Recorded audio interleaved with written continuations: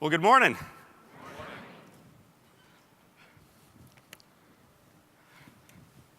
Anybody know what our theme is? I'm sorry, what is it? Live boldly. I have the honor of traveling the country and really the world sharing messages that tie into churches or organizations' themes for their year. And I think living boldly is what this nation, what our churches, what our organizations, what our families are starved for, because we don't see it a whole lot around us. I had the great pleasure of speaking to some of you 2, maybe 3 years ago in San Antonio. And if you thought today I came back to share about how I have lived boldly, you will leave significantly and severely disappointed. It turns out that I am the byproduct and the recipient of profound love. 30 years ago, I sat in a wheelchair in a hospital bed in St. Louis, Missouri. And I heard my father's voice down the hall. He was asking one of the nurses, "Is he ready? Is he ready?" What my dad was really asking is my boy, after 5 months of being in this hospital and a couple dozen surgeries and skin grafts and amputations, is my boy ready to go home? I wasn't sure what he would say, what the answer he may receive back was. So as a child, in that wheelchair, wrapped in bandages, probably on morphine, I remember yelling back outside, "Yes, he's ready. Come get him, Dad. Come get him." I heard my father's steps down the hall come closer. He pulled open that double door in the hospital, walked in. In front of him was a wheelbarrow. And the wheelbarrow was full of champagne and lifesavers. It was not for the patient, okay? Don't judge me just because I'm from St. Louis. It was not for the patient. It was for the staff who lived boldly, who fought against overwhelming odds, with all science pointing to the fact that the little boy would not live. But they fought against that theme. They worked and they prayed and they strove tirelessly for us and for our family. My dad set the wheelbarrow down, came back over to me. He put his hands on my thighs, looked me in the eyes, and said, "You did it. John, you did it." And as that little boy, 9, in the wheelchair, on morphine, wrapped from head to toe, I remember saying to him, "Yes, I did." As a man, 30 years of experience now, I can look back at that conversation and back on my life and say it loud and clear again, how little of it I have done in living boldly. I, my friends, am the recipient of profound love, leadership, and boldness, grace and faithfulness. And that's the story I want to share with you today on what they did for me, what I learned, and what it means that we can do on our own faith walk in our own lives and our own relationships beyond this hotel here in Schaumburg, Illinois, as we live boldly. But it's not always easy. How many of you have ever had any challenges? 4. Okay, 4 out of 500. Well, they're coming. Because at some point, you will probably have to go through TSA at O'Hare, and then it will show up for the first time in your life. I promise you this. When challenges come our way, bold, living leaders, pastors, servants, volunteers, parents, sons, and daughters, when they show up in our lives, and when we choose to be victims to them, what is our favorite question to ask?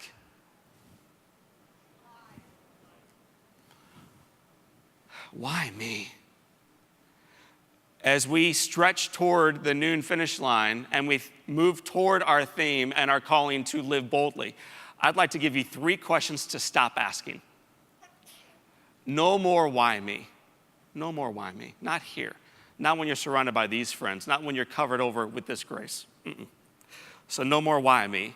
The second question, though, I think we will ask if we're not very intentional in our faith and in our lives, it's the great question of indifference. Arms crossed, heart cold. If you have a teenager at home, you've likely heard it. Who cares? Who cares? The great question of indifference. It is, by the way, why less than 1/3 of the population in the U.S. voted in the last election. But 100% will gripe about it. Who cares? Who cares? And as Christian men and women, we do care, so we don't ask that question. But the third one, I think that this will drive us toward asking, if we're not intentional, if we're not living boldly, is what more can I do? I'm just one small church, one volunteer, one son and daughter, one pastor, one whatever. What more can I do? But we're going to be asking 3 completely different questions today.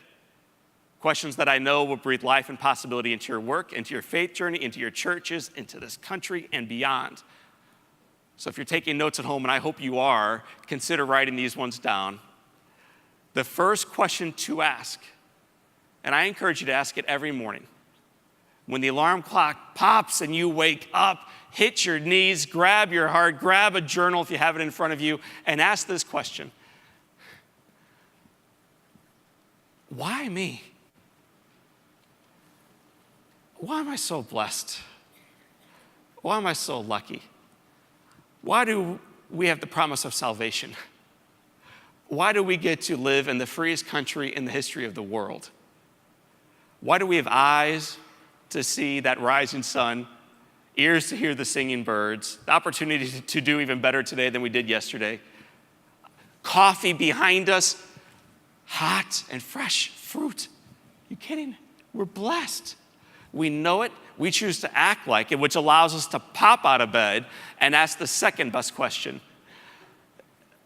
which is, who cares? If it's hard, if it's uphill, if it's harder today than maybe ever before since we have been serving in this community, who cares? We do work that matters. It is divinely inspired. We are called into this. We are getting after it each day, collectively and individually. We uncross our arms. We race forward faithfully. We live boldly, which allows us to finish the day strong by asking the third and the final question. Anybody want to guess where this might go? I'll give you a hint. It's on the board. What's the third question? What more can I do? To ensure that tomorrow is even better than today. Yes, pray for it. Yes, hope for it. But I'm telling you today, my friends, I think we should fight for it. What more can I do to ensure tomorrow is even better than today? We're going to be dancing quickly this morning through these 3 questions. Why me? Who cares? What more can I do? Beginning first by living boldly and asking that first question. Why me? Why me?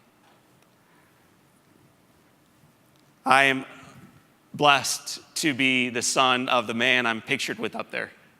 That's my dad, Denny O'Leary, and what you may not see in that picture is his wheelchair is directly to his side. The man can't stand anymore, so he's leaning against that railing and against his son. He's had Parkinson's disease for 27 years. So he can't earn. He can't stand up on his own. He certainly can't walk anymore. He's losing the ability to speak, to swallow, to live. And yet the goofy grin you see on his face right there is the one that I see on his face every single time I see my dad. The man is lit up and on fire with joy. He lives more boldly than anyone else I've ever met. I love my father. I hope I become more like him as I grow. But I sat with my dad a couple summers ago. I told him that he was my hero.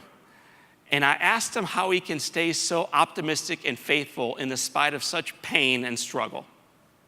And this is, I think, a challenge many of us can say, yeah, me too. It is very hard to stay faithful and optimistic in the face of great struggle. When headwinds are blowing our way and we think we're flying backwards, it is very hard to stay positive. So how do you do it, Dad? And he said, how can I not when I've been so extraordinarily blessed? And I asked him, like, how? So I sat with my dad that day, it was 2 summers ago. After telling him that he was my hero and that I loved him, I asked him to give me 3 things he was grateful for as a result of having Parkinson's disease. So what I'd like you to do as I share quickly my dad's 3 is for you to think for a moment on a struggle you have going on right now or from your past. And to imagine that I'm going to challenge you in a moment to think of 3 things you're grateful for because of that challenge, because of that cross. So I sat with my dad. I had no idea what he may say, but the very first thing Dad responded with was, John, I'm just grateful it wasn't a more serious disease. It could have been worse. And we in this room know that to be true. It absolutely could have been much more worse. But when you're the one going through the struggle, it is very rare to have that perspective. The second thing my dad shared, he was so busy in his former life. And now he's got nothing but time to reflect on who he is, who he really is, and where God is in his walk. Man, he's grateful for that time. Because busy people seldom have an opportunity to really find where God is walking alongside of them in their lives. But my dad is not busy, so he's got nothing but time to see God washing all over his life in every experience every day. So he's grateful for that. And the third thing my dad shared, John, I've always liked your mom. So I said, Dad, I'm glad you like Mom. You've been dating since you were both freshmen in high school. I'm glad you like her. That's good news. They've been married now 45 years. And his response to me in his soft, hushed voice of the day is this, John, you're missing the point. My coworkers fired me. I was of no use to them anymore. My friends don't come around as frequently as they once did. I can't play golf anymore. It's very hard to live boldly anymore, in other words. Everyone else is pushing him farther and farther and farther back. But your mom, my wife, keeps coming closer and closer and closer. I love her. I'm grateful for her. So at this point, my friends, I'm a total train wreck. I'm weeping in front of my dad. So I stand up to give my dad this big, huge hug. And he says to me very firmly, John, sit down. I'm not done. I'm not done. I got more. And my friends, I do realize some of us have planes to catch or cars to hop in, so I'm going to race through this list. But you are going to be blown away, I think, at the length and the quality of my father's list. The time at home. He's there right now this morning, I promise you. I guarantee you my sister Laura is there with her son Bobby. Home with 6 kids and 21 grandbabies. Grateful for the babies. He's got medical technology, the doctors and the nurses who provide it. My dad pops in 40 pills a day, but he does it with a heart that is grateful for each one. He's got compassion. He's got empathy. What we all know about being burned in life, whatever that experience looks like for each one of us, because we've all been there to one degree or another, is we either become bitter afterwards or we become compassionate because of it. There's very little middle of the path. We either become bitter about what happened and where was God during that time, or we say, my gosh, he was all over it. And we become even more compassionate to those who have struggles around us. My dad is the most compassionate leader who lives so boldly that I've ever met because of Parkinson's. Then he said to me, when I have to crawl, I remember and I'm grateful for the days when I could walk. When I can't speak, I'm grateful for the days when I could. This next one's my favorite, by the way. When we drive, I'm grateful for the handicap spot. Everywhere they go, LCEF, rock star parking. He loves it. What a gift if you choose to view it as such. And he does. For the time to write a book called Overwhelming Odds. My mom and dad and I, we never talked about the fire. Why would we? What good possibly could come out of being burned on your entire body? Nothing. So we never talked about it. And then 20 years later, my dad loses his job. He comes home, he reflects, and he prays, and he wonders what God has done in his life. And he realizes that one of the greatest miracles God ever did, we had been ignoring. So with the help of my mom, they wrote a book called Overwhelming Odds. They printed 100 copies for their church. This is how God works. They have subsequently sold more than 75,000. One of the copies they sold, by the way, was to your speaker today.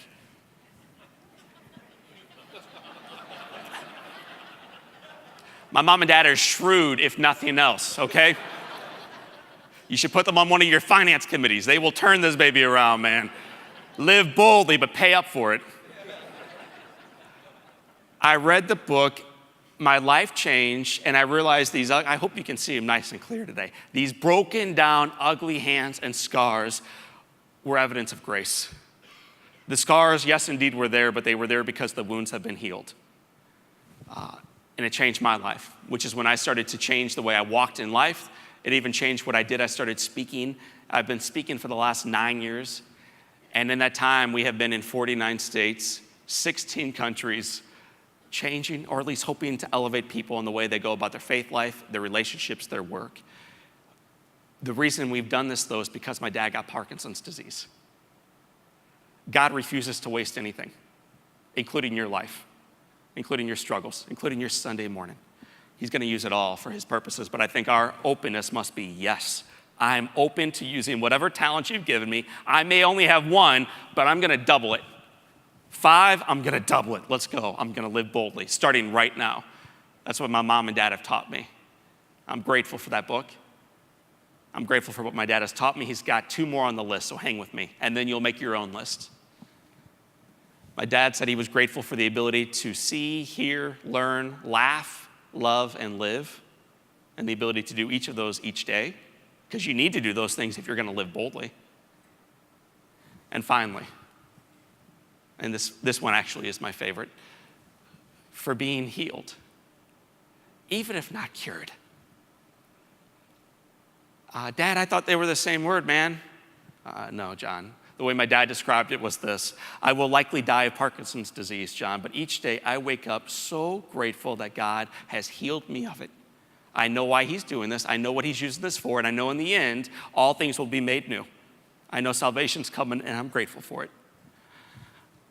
Every morning when we wake up, whether that's in Schaumburg, Illinois, or back in Austin, Texas, or St. Louis, Missouri, or anywhere else where you may be going back home to, the alarm clock goes off early, and if you're at all like me, you pound it, and you ask this question: why me? It's early. It's snowing. It's dark outside. My body aches. Whatever. Why me? But today, and then each day going forward, when that alarm clock sings to us, we're going to tap it. And we're going to hit our knees. And we're going to ask the very same question through a very different lens. Why me?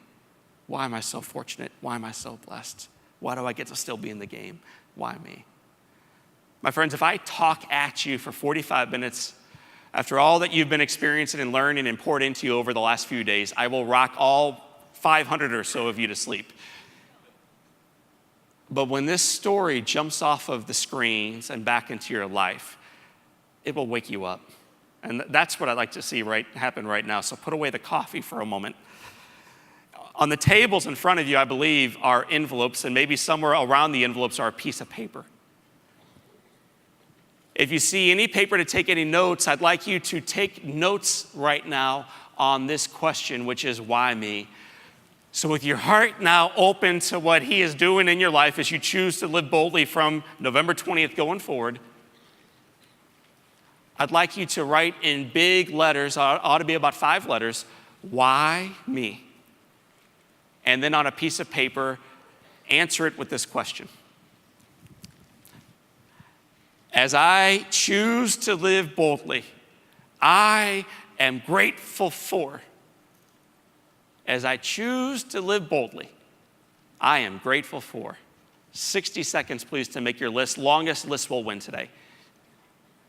As I choose to live boldly, I am grateful for. The good and the bad. Make a note. We record so much in life. Let's record why we're blessed.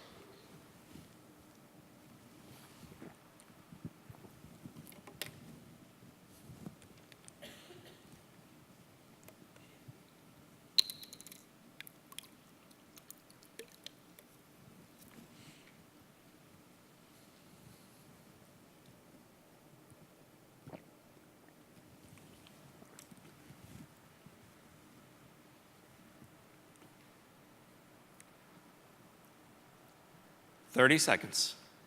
If you've not started writing, now's a good time to start. I am grateful for who and what?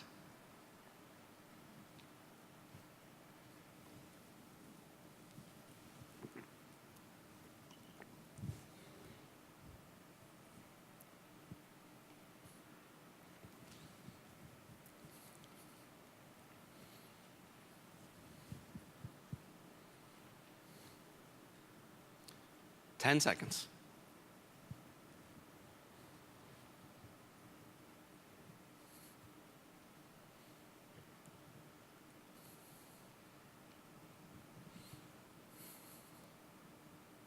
All right.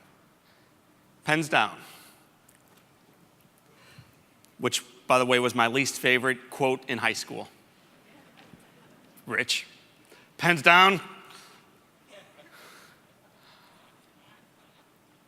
When you hear someone else's story, I think that can inspire. It can touch. When you realize they're actually just holding up a big old mirror and they're talking about your story, it's deeply encouraging. But when you share that story with those around you, it wakes you up and them up as well. You become an expert now in your story and the reasons in your life that you're grateful today.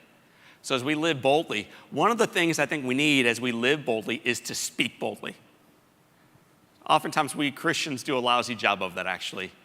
We're going to speak boldly today, too. We're going to walk boldly, we're going to act boldly, but we're going to speak boldly. So to help practice that act, what I'd like you to do in a moment is to turn to a neighbor. It could be a spouse, a partner, colleague, daughter, stranger. And you're going to share your answer, which I realize can be a little awkward. So I'm going to help you break the ice this morning.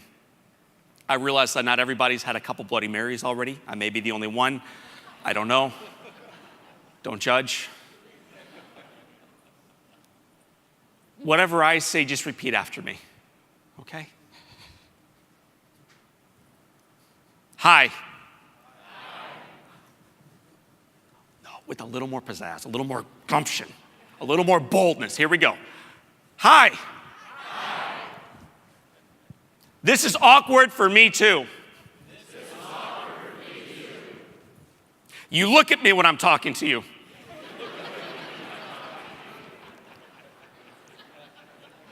I love you and there is nothing you can do about it. And I choose to live boldly today. And am grateful for. And then you'll share. So my friends, grab a colleague, grab a friend, grab a spouse, grab a stranger, grab a child. Share the love. Only one rule to this. You can't do this activity by yourself. Just like you can't really do faith by yourself. Just like you can't really live boldly by yourself. You can't share gratitude today by yourself. So make sure everybody's covered up. Everybody's got a friend. Share the love. Share the list. 2 minutes, and then we'll come back together.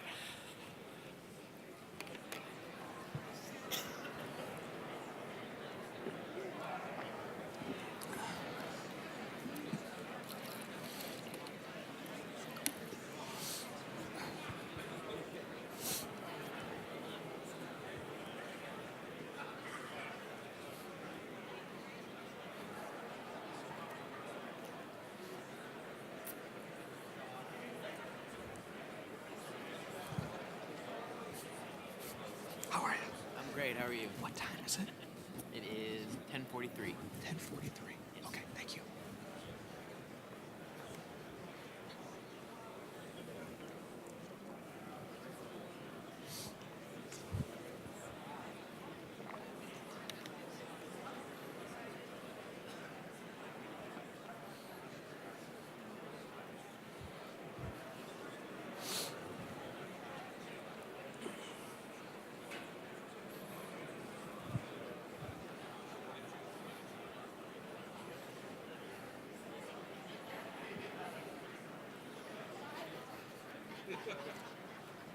"30 seconds, please. 30 seconds.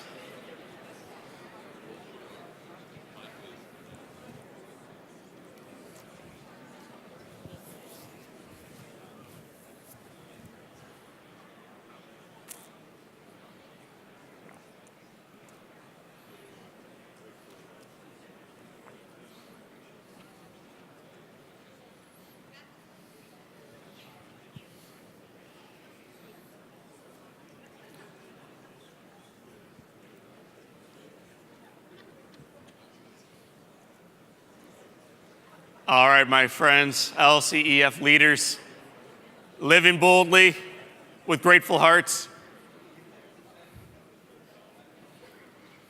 That's enough love. I think loving boldly is next year, not this year, so let's leave the love behind. Let's move on. We're talking about living boldly. And you can't live boldly if you see life and you see challenges through the eyes of the media. Because they will remind you every evening at 10 o'clock that the worst days are upon us and coming toward us fast. So my encouragement to 500 living boldly leaders is to turn it off. Not to be ignorant to it, but let's not be driven down by it. Let's show and lead and love and live in a different manner than what the rest of society is used to seeing. It will attract people to what we have and what we know.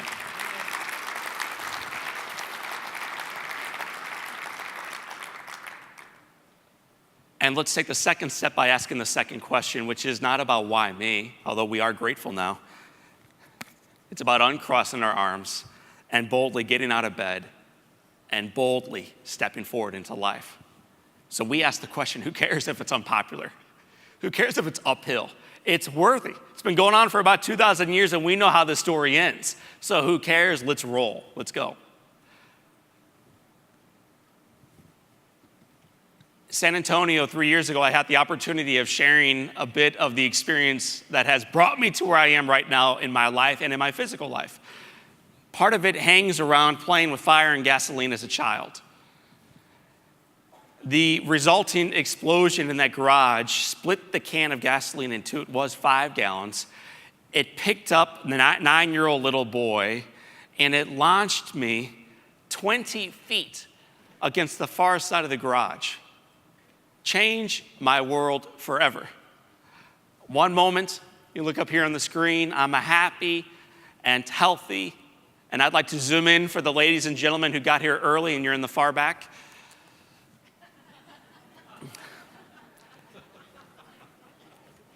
It's okay to nod your head. Extremely good looking. Little kid, man. Cool haircut, sharp dresser, life was good. And then life changed. And this is the one consistent we can all invest in our lives. It will change. It always does, of course. Life changed. One moment I'm this little fella, and the next, it's changed. I'm going to show you one hard picture this morning, and it's going to be on the screen in 8 seconds. So you may want to shut your eyes just for a moment or stay with me on the front of the stage. But I found myself on my back with burns on 100% of my body. I'm dying. I'm asking all the right questions with all the wrong perspective, the completely wrong lens. Why me? I saw other kids doing this. Who cares? What more can I do? But occasionally, leaving that dark place, coming back into the light with a little bit of faith, a little bit of hope and love. But I had one thought so clear that morning I was burned. January 17th, 1987. 9-year-old kid laying there, burned up by myself, looking up at the bright light. And all I could think was, oh my gosh. My dad is what? Dad's gonna kill you, boy. I knew my dad was gonna kill me. I had disappointed my father. He gave me one talent and I just blew it up. He's gonna kill me. I hear his voice down the hall yelling at some poor nurse, where is my boy John? Where's my boy John? And I'm back there in that room thinking, oh my gosh. The old man has come to finish me off. This nurse does me no favors because she brings him back into this room. Ideally, she would have called security. She pulls back the curtain. The old guy walks in, and he was old. He was like 40. Remember when 40 was old? Yes or no? It's not so old no more, is it?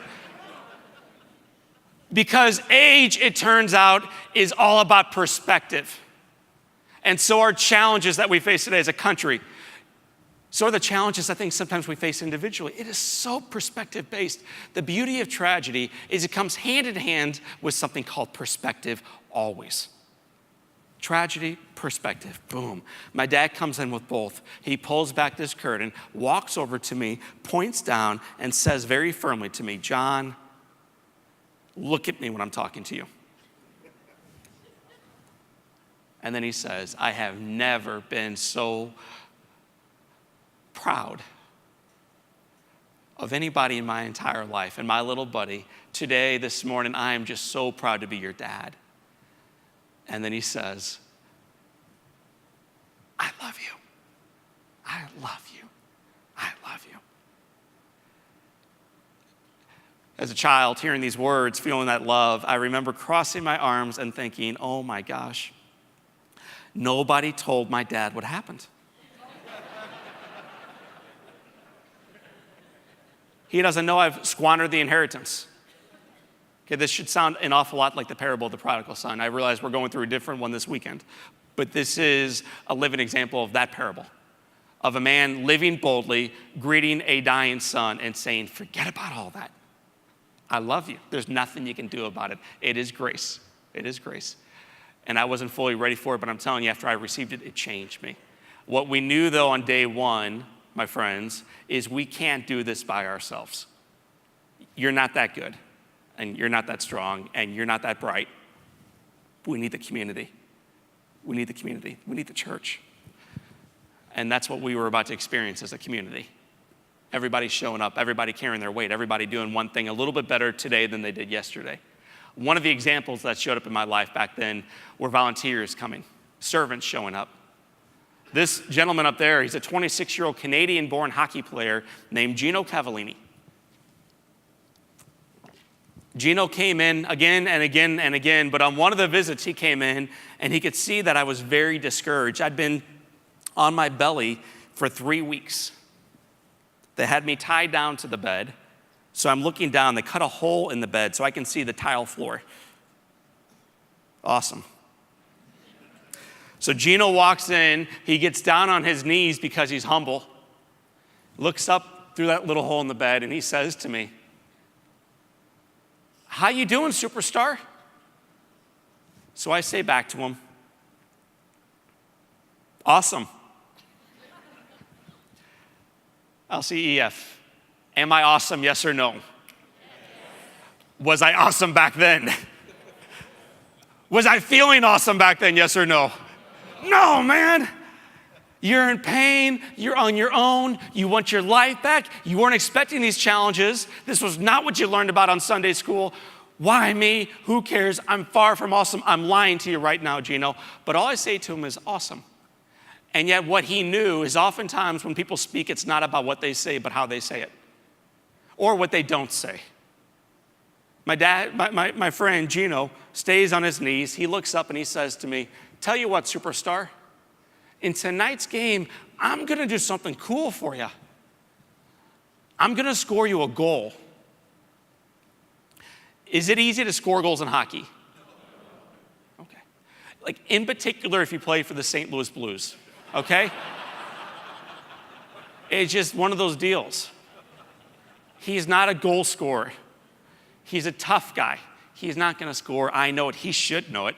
So as a child on morphine in that bed, I look back at Gino and I say, Gino, do us both a favor, man. Get in a fight instead. Okay? You can do this. And this wonderful, humble kid still on his knees. Hear that. He's still on his knees. Looks up and says, all right, superstar, tonight, if I can't score a goal, I promise I'll get in a fight. True story, that night the game happens. My mom and dad and I are listening on the radio. In the first period, Gino Cavallini, a man who never scores goals, kept the promise. What do you think he did? You have to guess. Okay. Did you get it right? No. As a child, I remember laying in that bed thinking, oh my gosh, wait until my friends hear about this. An NHL player, a friend, fought for me. Unbelievable. Blew me away, still does. And so does what happens next. Third period, true story, you can't make stuff like this up. Score is tied 2-2. Gino Cavallini, a man who never scores goals, but he loves serving others, kept the original promise. He scored the game winner. He started crying on the ice, which we all know is the sign of great weakness. Yes? In a society that believes it is the sign of weakness, we remember that it's also the shortest verse in the Bible. Jesus wept. A man who lived more boldly than any of us can even pretend to live, wept when he saw people mourning, when he knew what happened to his buddy Lazarus. Jesus wept. He wept. Gino Cavallini, a 26-year-old Toronto-born kid, wept, not because the Blues might win, but because he kept a promise. And that night, he went out along with 24 Blues players and they partied. Did you know that hockey players like to celebrate victories? Where do they typically celebrate their victories? A little louder, please. Bars. That night, Gino, 24 teammates, and a 7-foot blue bunny named Louie picked up pizza. Then they picked up a whole bunch of 2-liter bottles of soda pop. They brought it not to a bar to mix. They brought it to a burn center to rejoice.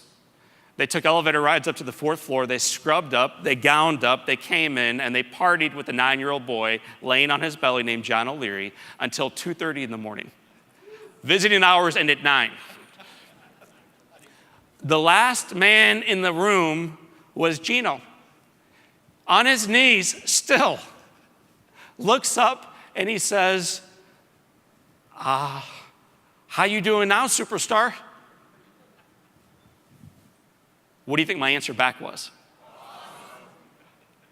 And this time I was. The unusual thing about that is my fingers did not grow back that night. I wasn't able to flip over onto my back that night. The pain was still extraordinary that night. The loneliness of being away from home and friends and family was intense. And yet, I'm awesome. I'm awesome.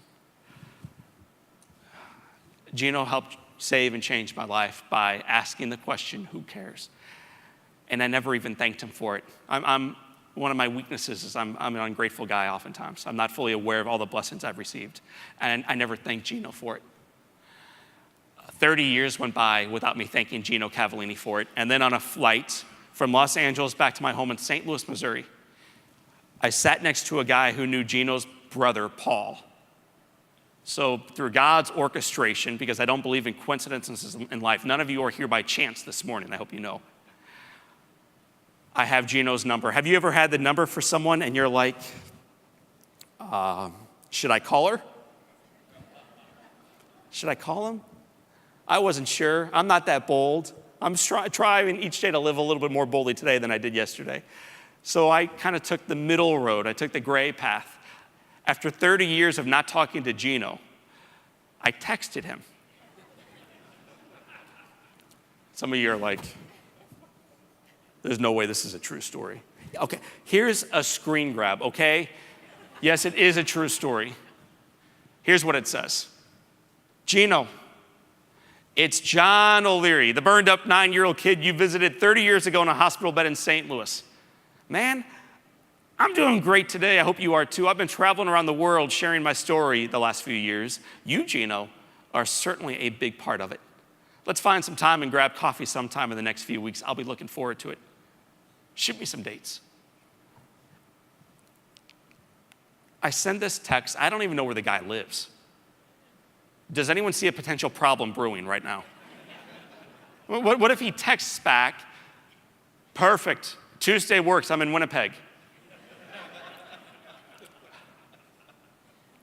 I hit send, I go back to my life, my work, my struggles, my deal, and within 60 seconds, my phone rings.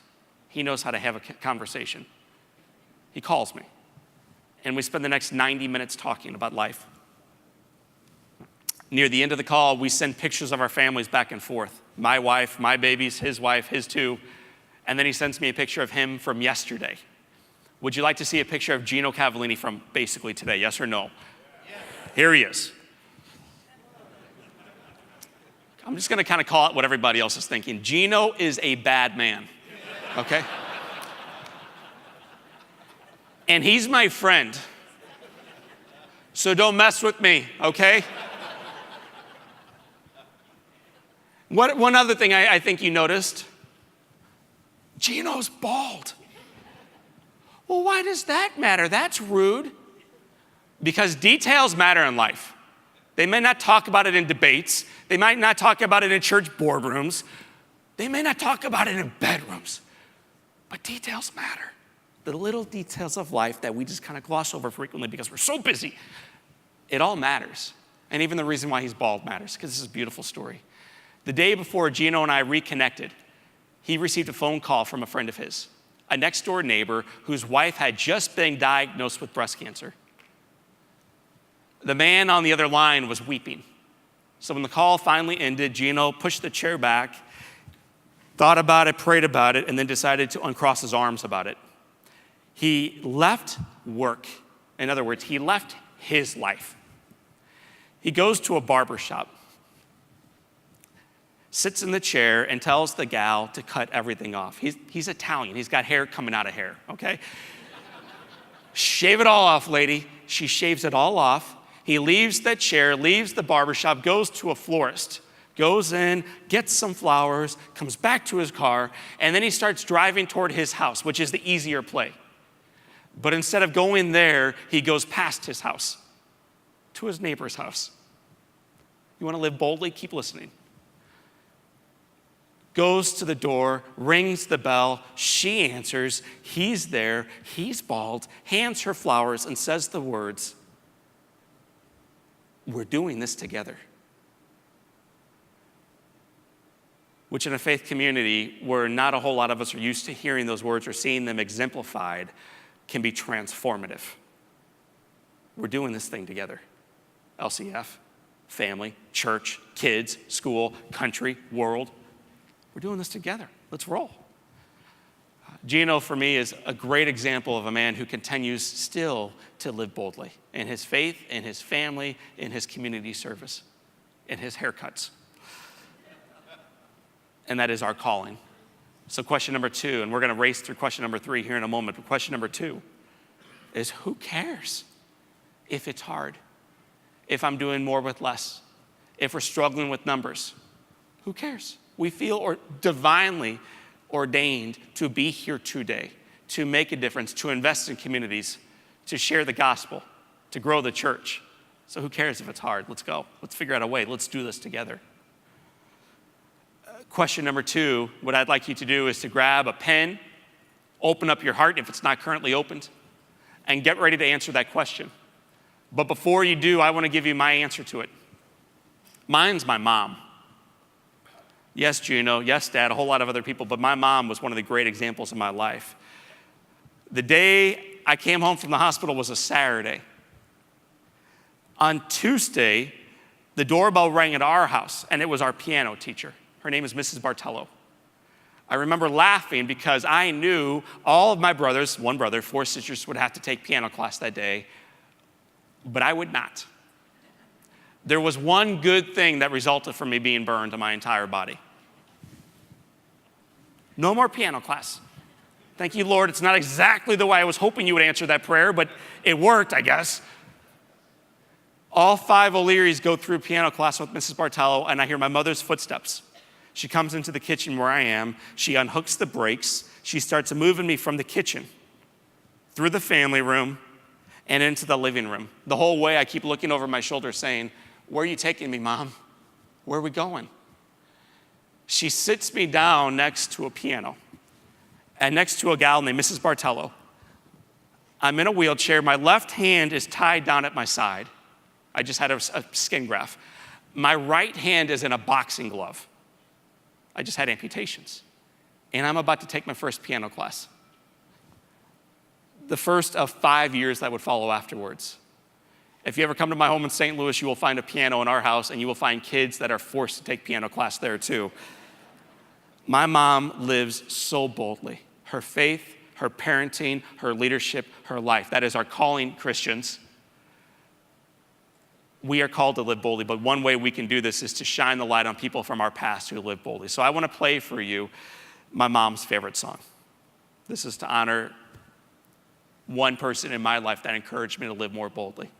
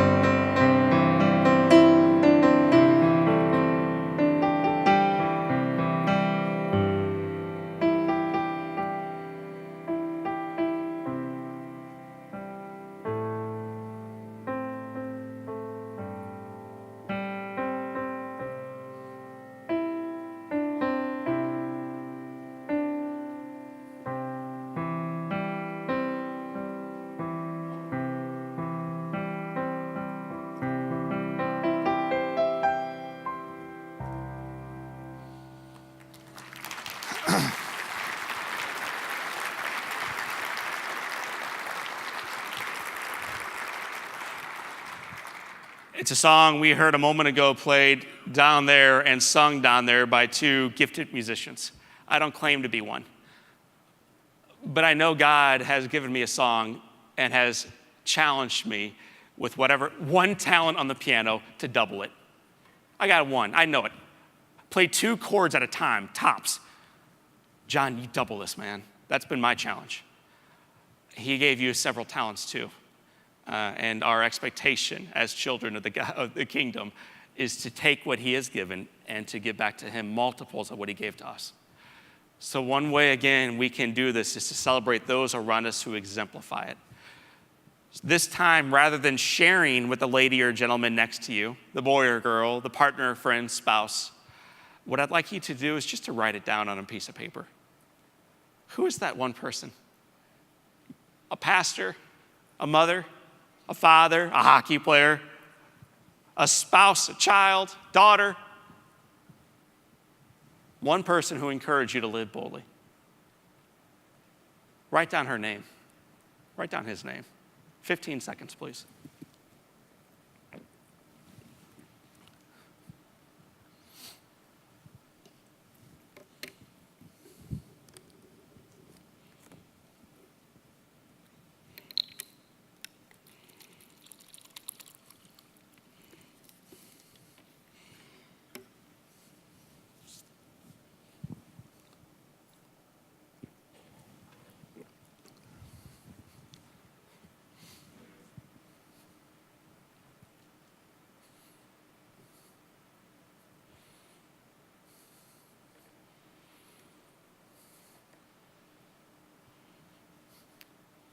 All right. If you're still writing, you keep writing.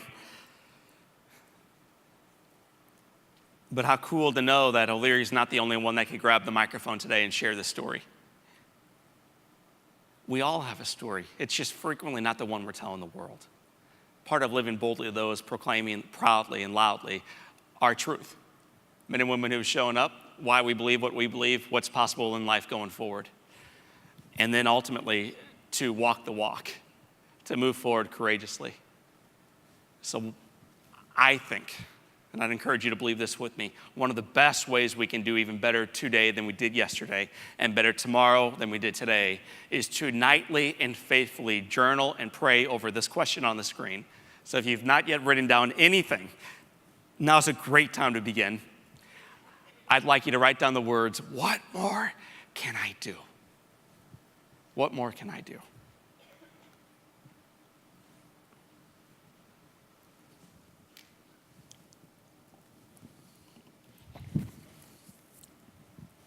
How many of you 3 years ago found yourself in San Antonio listening to a guy named John O'Leary speak? If you were there, please put your hand up for a moment.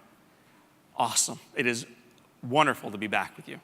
Like a huge honor. And before I even move forward into what I was going to talk about next, one of the hands that I saw pop up was Rich.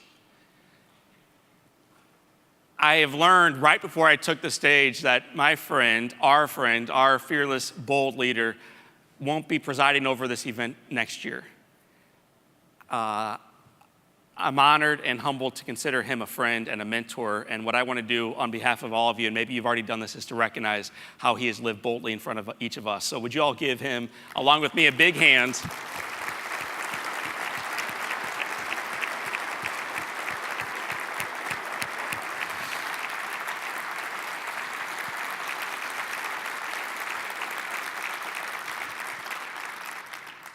He exemplifies the theme, living boldly. So Rich, thank you. Thanks for being my friend. What more can I do? What more can I do is a question that those of you who raised your hands, you know this already, comes directly from an announcer named Jack Buck, who made it his nightly ritual to ask, what more can I do every day? It led to a Hall of Fame career, a Hall of Fame life, and profoundly impacted a little boy named John O'Leary's life, not only at age 9, but until he died when I was 27 years old. Just kept serving me by asking, what more can I do? Well, I asked that question a lot too as a kid. The difference was I always asked it as a victim. I'm tied in a wheelchair. What more can I do? They keep taking layers of skin from my scalp as a donor site. It hurts, it's painful. Where is God in this mess? What more can I do? Now they're gonna have a surgery where they take my fingers. What more can I do? As a child, and if I'm really honest about it, 500 new friends, as a man, frequently I will ask this question as a victim. My faith can sometimes be small. And yet I was well served by those around me, men and women who had a different lens. My mom and dad in particular. What they did to kind of soften the blow before every surgery is they started coming into my room the night before surgeries, and they would bring me gifts. There they are back in the 80s. That's my mom and my dad. They were a peculiar couple, they still are. They thought it was cool back then to not only wear the exact same shirt, but also to cut their hair in the exact same. There will be no Q&A on Sunday morning service, but if it is a question on your heart, I'll answer it for you right now. That is my mama on your left. My daddy on your right, Max. Those are my heroes. They came into my room every single evening before surgery with love and kindness and prayers and gifts. They made a habit, and it became a bad habit, of bringing me model airplanes. This looked a lot like the first one for surgery number 2. That looked a lot like surgery number 2. There's surgery number 3. You follow? 26 surgeries later, there were 26 little planes all over this little boy's room. Because before surgery for me, it was always about me. Hear this again. Before surgeries, or before boarding the plane on O'Hare this afternoon, or before planning for my day tomorrow, it was all about me. But let's contrast that with someone who lives more perfectly and someone who lives a little bit more boldly than your speaker this morning.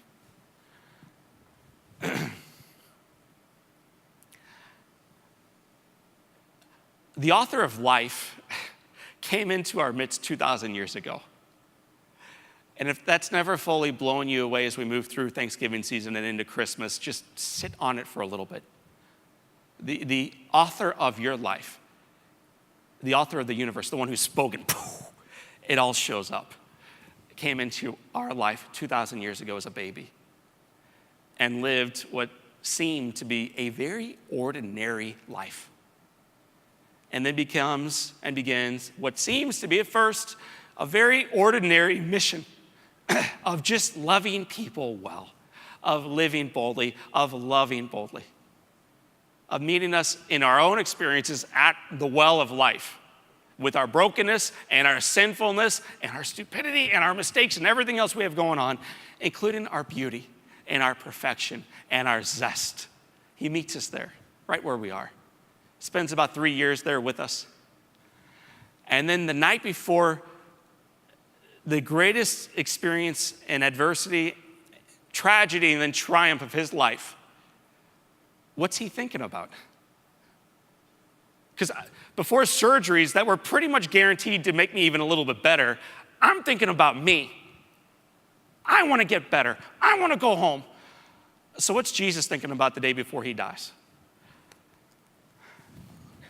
I'm going to break bread like you all did this morning with my friends. Do this in remembrance of me. And then after breaking bread and after taking the cup, he does something that makes me cry when I think about it. It's that big, I think. He gets down on his knees and washes the feet of, depending on how you view Scripture, 11 or 12 broken men. And if it's 12, I think it makes the story even more radical. Jeez. He's thinking about others. He's showing them the way. And if you're asking, what's he really teaching them? He's teaching them to live boldly. Live boldly. Be like me.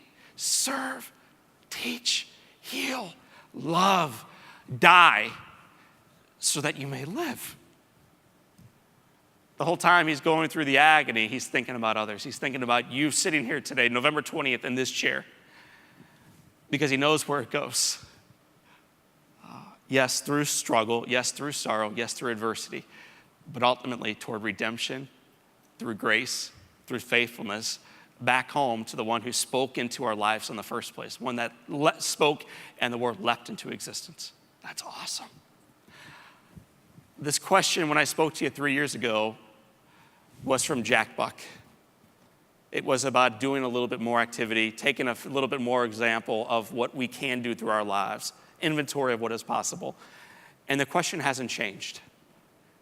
What more can you do, and we do, and the church do, to bring about a revolution, a movement? What more can I do to live boldly? So my friends, my final question to you today, and I'll have one quick little story that ties us all together, is in choosing to live boldly, I commit to. I'd like you to answer that question on the piece of paper in front of you. And when you're through answering it, below it, I'd like you to write down, because of this time together in Chicago, one thing you heard and one thing you're going to do differently going back home. So first, from the 45 minutes hanging out with O'Leary late Sunday, what do you commit to doing? But then as a result of days and content and worship services and music and presenters and Dr. Carson, what's your commitment leaving here? How are you going to live boldly leaving here? When you're through answering those two questions, please sign that piece of paper, put it into an envelope, and write your name and your address on it, and then seal it. And I'll play my dad's favorite song now.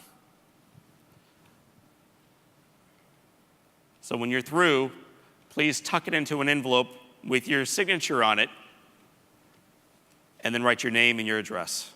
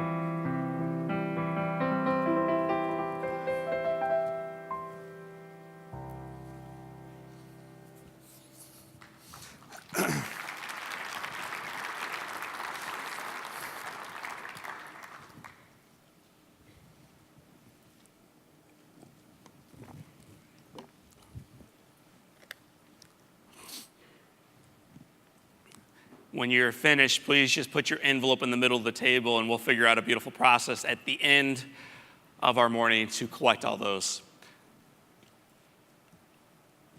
When you least expect it and probably most need it, this envelope is going to show back up in your life. I would imagine many of you have gone through a process like this before.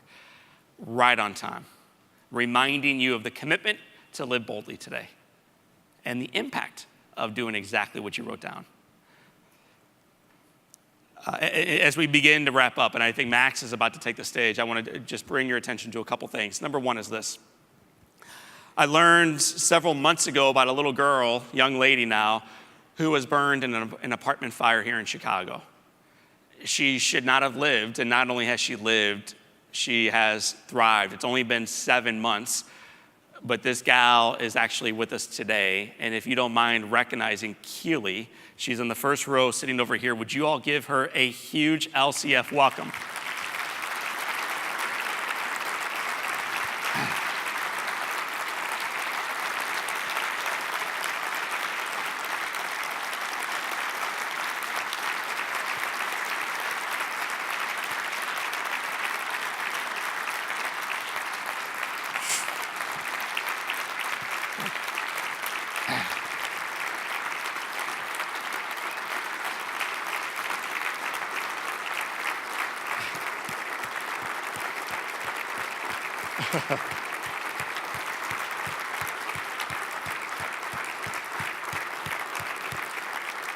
Whew. It seems to me that nothing is wasted in life, that God takes our brokenness, redeems it, and reminds others through that brokenness of what is possible in their lives. It draws people in.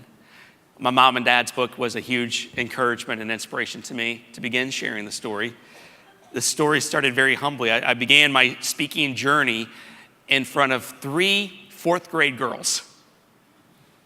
I hid behind the teacher's podium, never once looked up at those little monsters, and that was my first talk ever delivered in front of 3. We've grown a little bit since then. 2 years ago, Simon & Schuster, it's a publishing company in New York, asked if I would be open to writing a book about this. And in life, I think when opportunities show up in front of you, when God shows up in front of you, the answer remains the same always. Yes. I don't know the way forward. I have none of the answers right now, but I'm committed to living boldly. Yes. Send me. Yes. Spent a couple years writing. The book came out March 15th this year. It's called On Fire. It's now considered a #1 national bestseller, and it's being translated into 13 languages. This little book that has nothing to do with me and everything to do with grace and possibility and community. By the way, I've heard that at least 5 were sold in St. Louis, Missouri alone. Those are my babies up there. They're hanging out with their mother down the street right now, but that's Jack, Patrick, Henry, and Grace and their dad's book, On Fire. It is available today. Just whether it's a Christmas gift for yourself or someone else, it is a worthy read about how God shows up in the least likely of situations, including your own life. And if you like social media, this is another way we can stay in touch. My friends, I have been well served in my life. Well served by my mom and dad, by 5 siblings, now by a beautiful bride and 4 kids. We never say yes to speaking on the weekend because it's sacred privilege time. I believe the Sabbath is no joke. But when my friends at the LCEF call and they asked me if I'll come to Chicago on our anniversary weekend, the answer was easy. And I mean this sincerely. The answer was easy. Let me ask my wife. And then when she was told who it was and reminded that it was you who brought us to San Antonio 3 years ago and reminded of your incredible work through your faith and through your investments, her answer was easy. And it's why I'm in front of you today. In a marketplace that makes it seem like you're flying into a lot of headwind, I encourage you to shut off the television, close the paper, shut your eyes, feel God's grace, and to be reminded that your best is yet to come, and it is time to again live boldly. God bless you guys. Have a beautiful week. Happy Thanksgiving. Thank you.